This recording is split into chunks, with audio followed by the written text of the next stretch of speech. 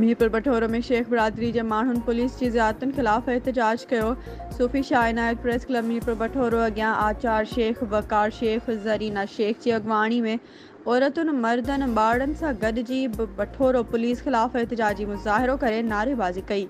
उन मौके ते मुज़ाहिरीन सहाफ़ियुनि खे ॿुधायो त गुज़िरियल राति फजर जे टाइम पुलिस एहलकारनि बिना वजह जे असांजे घर में घिड़ी चादर चौदीवारी जो तक़दुस पायमाल करे निंड सुतल औरतुनि जी तज़लील कई आहे ऐं संदन हिकु नौजवान गुलू शेख खे पुलिस गिरफ़्तार करे खणी वई आहे। हुननि चयो त इहो कहिड़ो क़ानून आहे? लेडी पुलिस बग़ैर बिना मर्द वर्दी पुलिस एहलकार घर में घिड़ी औरतुनि खे मारकुट ऐं तज़लील कनि।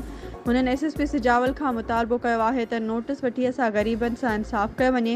ॿिए तरफ़ असीं SHO बठोरो लियाकत जिसकाणी सां राब्तो कयो वियो।